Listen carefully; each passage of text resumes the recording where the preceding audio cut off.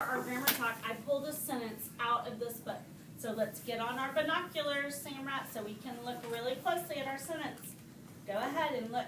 See what you notice before I even read it to you.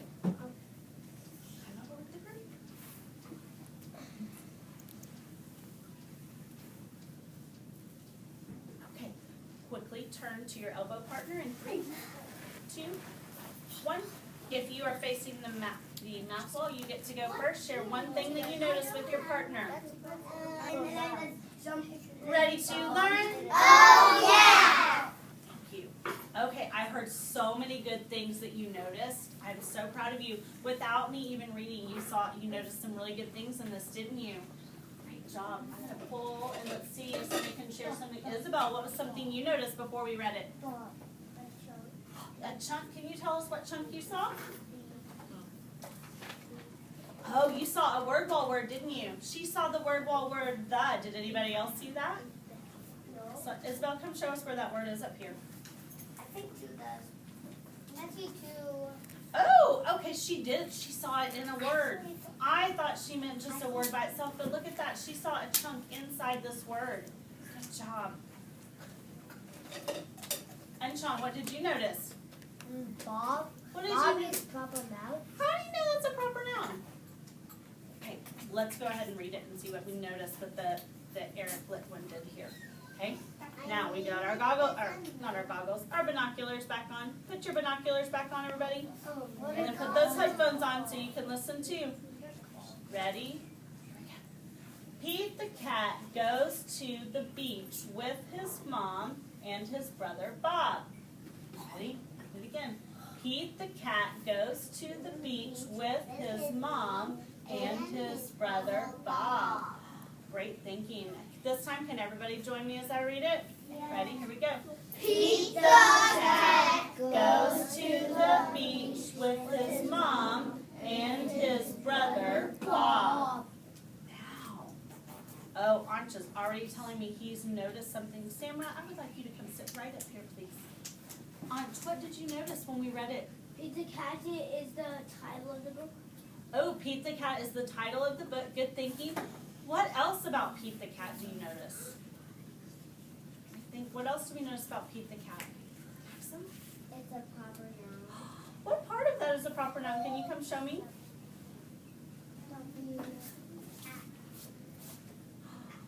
His name, Pete, is a proper noun, isn't it? It tells us a specific noun. What is a noun? Person, place, or thing. It's a person. Person, place, or thing. Let's see what. Did the author of this book use nouns in his writing to help us understand what was going on? Do we use nouns in our writing? Yes. Do sometimes we use proper nouns and sometimes common nouns? Yes. Great thinking. Give your brain a kiss. Awesome job. A hush goes over my crowd. Hush. Thank you. Okay, writers, if you'll turn your bodies back up here, let's read this together. Maddie, here we go. Dear Nugget, I'd love to have you over for dinner. Sincerely, Faye. Now, I heard quite a few things that this author did very well. Bennett, will you share what you shared with your partner, please? Nugget and Fane and Ide and Dear are all capital letters in the We said nugget and dear, I, was there another one? And Fane. Thanks. Because Okay, now, Jared, I'm going to need some help. He says that 3 of these are proper nouns. Can you help explain what a proper noun is? it's a person. Okay, so we know that a noun is a person. He said a place Or a thing. or a thing. Great. Now he also, Anna, mentioned that word proper before noun. Can you elaborate on what proper really means for a noun? a person. So it's not just who was Nugget? Do you remember what character he was? The minnow. He was a minnow. So remember, we're not just saying any minnow. We're talking about a specific minnow. So she's right. It's his name. It's a specific minnow. Nugget. Lovely. So we also know that Fang, Sophie, do you remember the character Fang was? Yes, a shark. He was a shark. So he is a proper noun also because that's his name too. He's not just any shark. He's a specific shark named Fang. Great. Okay, let's also see. I heard some other great things this author did. Sydney, can you talk to me about a few things? I noticed that it's a letter because it has a greeting and a closing and a signature and a body. Okay, oh my goodness.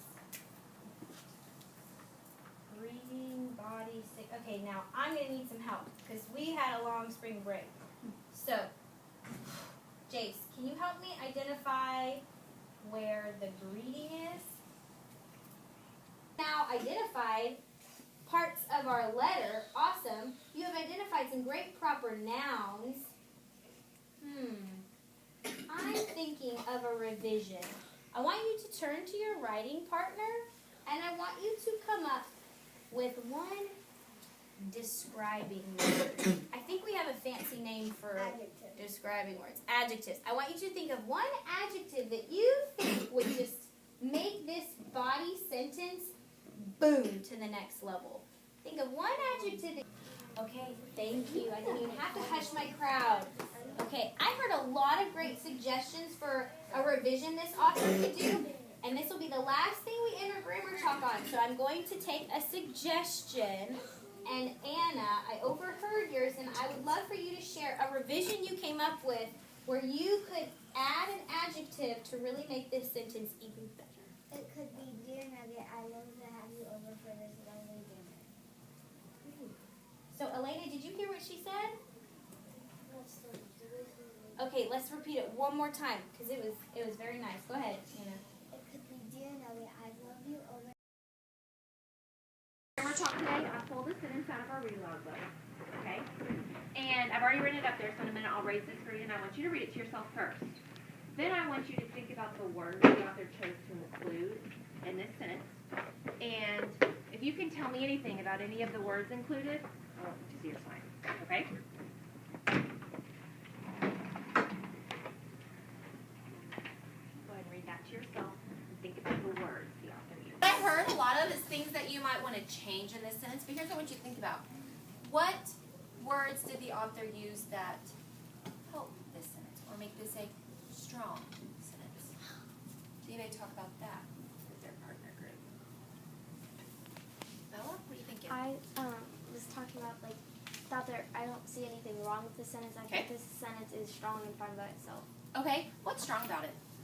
It kind of has interesting details. It's very suspenseful, I think. Okay. What are some of the words that contribute to the details you're talking about? Are there any words specifically that made you say, there's good detail in that sentence? It's kind of like her tail stripe went dark as they quietly swam, so I'm kind of thinking they're like sneaking or something. Okay, so this word here, this quietly, and is quietly describing a word in the sentence? Swam. It's describing swam. Mm-hmm. So I'm imagining how the dragon is swimming through Quietly. the water, doing it quietly. So this is describing this. I want to talk about this word right here. Let's go back to this word quietly. What part of speech do we think quietly is? If this is a verb, it's an action verb. What do we think that has anything make it like loud? What part of speech it is? Landry, you want to try?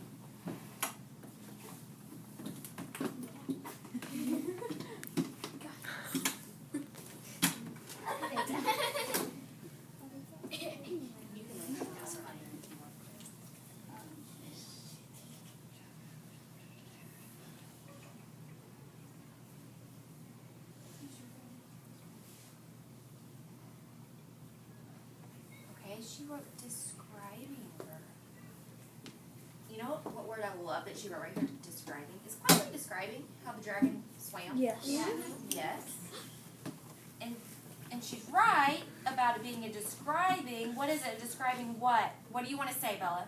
Adjective. Adjective. We know adjectives do what? Describe. They Noun. describe things. Guess what this is called? An adverb. What do you notice about that word adverb? It's combining two things. Like I'm pulling out a lot in my schema right now. It's combining two things we've already talked about. What are you noticing, Rachel? It's pulling an adjective and Yeah, it's pulling add from adjective and it's a verb because you're doing something quietly, right?